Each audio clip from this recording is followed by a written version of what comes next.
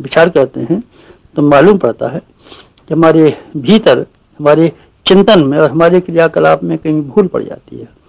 इस भूल का परिणाम है कि हमारी मनस्थिति दुर्बल होने के कारण से, विकृत होने के कारण से हमारे बहिरंग जीवन में सारी की सारी परिस्थितियां विकृत होती चली जाती हैं और हम अभावों और कष्टों संकटों से ग्रसित होते चले जाते हैं।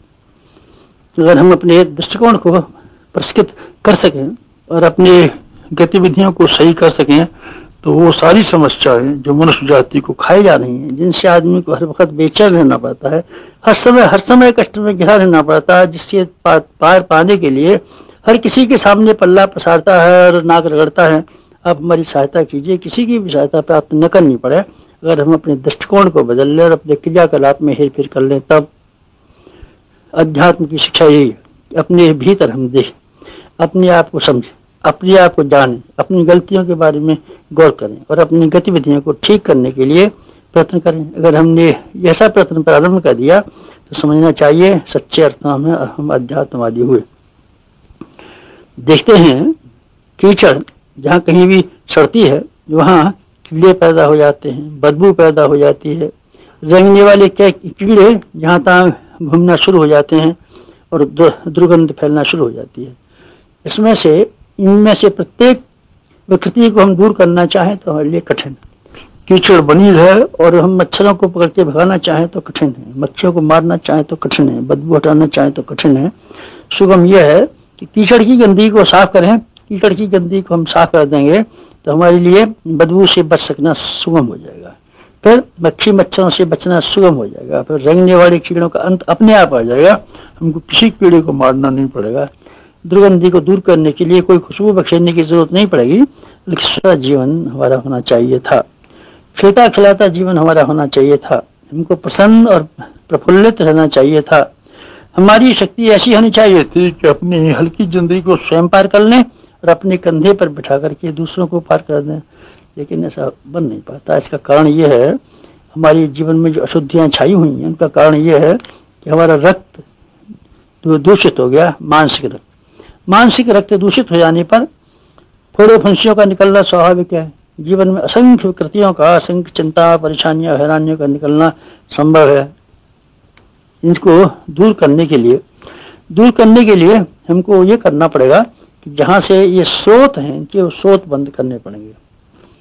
जैसे शरीर की बीमारियों को ही लें, शरीर की मशीन ऐसी अच्छी तरीके से बनाई गई है कि इसको प्रकृति के नियमों के अनुरूप अगर ठीक तरीके से चलाया जाए तो न इसमें कमजोरी आने की कोई गुंजाइश है, न कोई बीमार पड़ने की गुंजाइश है। प्रकृति में हम दृष्टि डाल के देखते हैं तो सृष्टि का कोई प्राणी बीमार नहीं मालूम पड़ता। बुढ़ापा तो सबको आता है, मौत भी सबको आती है, मरना भी सबको पड़ता है, बूढ़ा भी होना पड़ता है, पर बीमारी नाम की कोई चीज किसी योनि में दिखाई नहीं पड़ती।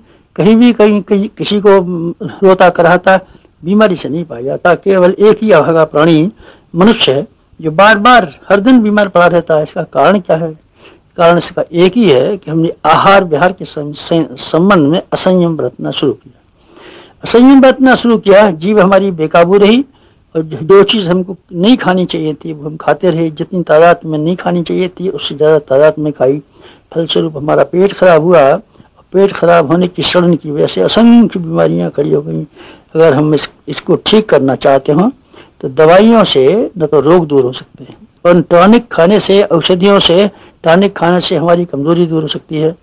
कमजोरी दूर करने के लिए और बीमारियों को दूर करने के लिए अंततः चाहे अब से 1000 वर्ष बाद एक ही उपाय काम में लाना पड़ेगा कि हम संयम बरतना सीखें, इंद्रियों का निग्रह करना सीखें, समय का नियंत्रण करना सीखें, आलस्य और प्रमाद से अपनी शक्तियों का जो क्षण होता रहता है इसकी रोकथाम करना सीखें। अगर हमने ऐसा सीख लिया तो हमारे स्वास्थ्य की गारंटी, फिर हम दीर्घजीवी बनेंगे, फिर हम रोग रह सकेंगे। भली से हमको सस्ते मूल्य का भोजन ही क्यों न मिलता हो और गरीबी में निवास क्यों न करना पड़ता हो, फिर हमको किसी चिकित्सक के पास जाने की जरूरत न पड़ेगी। अगर हम संयम रूपी चिकित्सक की सहायता लेना शुरू करें तब आध्यात्मिकता की शिक्षा है कि हम भीतर देखें और बीमारियों को जड़ काट के दूर करें, असंयम को हटाएं और सुंदर स्वास्थ्य पाएं। अपने मस्तिष्क की ओर हम देखते हैं तो मालूम पड़ता है इतना बढ़िया मशीन, इतना सुंदर कंप्यूटर कदाचित ही दुनिया में कहीं पाया जाता हो जितना कि मानवीय मस्तिष्क। मानवीय मस्तिष्क में स्वर्ग के सारे तत्व भरे पड़े। दृष्टिकोण आदमी का अच्छा हो तो हर जगह सौंदर्य, हर जगह प्रसन्नता, हर जगह सद्गुण, हर जगह सहयोग बिखरता हुआ दिखाई पड़ेगा। सृष्टि में जहाँ कहीं भी मनुष्य अपनी दृष्टि को उखाड़ के देखे, मालूम पड़ेगा सर्वत्र सद्भावनाएं भरी पड़ी हैं, स्नेह भरा पड़ा है और बहुत सी चीज़ें भरी पड़ी हैं इसमें। लेकिन हम देखते हैं कि इस मस्तिष्क के द्वारा जिस तरह का चिंतन करना चाहिए था, जो काम करना चाहिए था, हमने इसको तोड़ फोड़ करके ऐसे ढंग से बना दिया है कि ये शुद्ध चिंतन करने की अपेक्षा अशुद्ध चिंतन में उलझा रहता है। ईर्ष्याएं, दाह, चिंताएं, निराशाएं, भय, आशंकाएं इत्यादि जिनके कोई वास्तविक कारण नहीं है, वही हमारे ऊपर छाई रहती हैं और हमको नरक के रूप में बना सकती हैं। अगर वास्तविक घटनाएं हों भी तो आदमी उसको स्वाभाविक समझ करके, सामान्य समझ करके हंसी खेल में भी टाल सकता है। लेकिन सामान्य मनुष्य राई भर की बात को पहाड़ के बराबर बना करके दिन और रात उद्विग्न रह सकता है, चिंता में रह सकता है। हमारा मस्तिष्क ठीक रखा जा सके तो हम इसी मस्तिष्क के द्वारा भौतिक और आध्यात्मिक उन्नति के लिए न जाने कितने द्वार खड़े कर सकते हैं।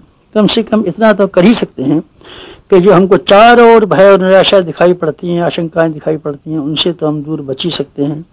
दरिद्रता पैसे की कमी का नाम नहीं है, मनुष्य की आंतरिक कृपणता का नाम दरिद्रता है। रंगीन चश्मा हमने पहन रखा है तो हम रंगीन चश्मे से देखते हैं तो हर जगह अपने रंग की दिखाई पड़ती है। पीलिया के मरीज को हर चीज पीली दिखाई पड़ती है। ठीक इसी तरीके से हमारा जब विकृत दृष्टिकोण होता है तो हर जगह हमको नरक दिखाई पड़ता है, देश दिखाई पड़ता है, दुश्मन दिखाई पड़ते हैं, आशंकाएं दिखाई पड़ती हैं, भय दिखाई पड़ते हैं। झाड़ी में से भूत निकलने वाली बात सब लोगों ने सुनी होगी, रस्सी में ऐसे सांप का भय मालूम होने वाली बात सुनी होगी। ये आशंकाएं केवल हमारे विकृत मस्तिष्क के चिन्ह। हमारा विकृत मस्तिष्क अगर ठीक न होगा तो दिक्कत पड़ेगी। इसीलिए हमको मानसिक उद्योगों को दूर करने के लिए जहाँ मन की इच्छानुकूल परिस्थितियाँ होने वाली बात है, उससे भी ज़्यादा महत्वपूर्ण बात यह है कि हम अपने मस्तिष्क को चिंतन करने के तरीके को सुधार लें। चिंतन करने का तरीका अगर हमारा सुधारा जा सकता हो तो सामान्य परिस्थितियों में भी हंसी खुशी की हम जिंदगी काट सकते हैं। संत इमर्सन कहते थे, हमें नरक में भेज दीजिए, हम वहीं अपने लिए स्वर्ग बना लेंगे। बात सही है। शालीनता का दृष्टिकोण रखने वाले, ऊंचा दृष्टिकोण रखने वाले, वास्तविकता को समझने वाले इस दुनिया में हर समय हंसते हंसाते हुए पाए जा सकते हैं।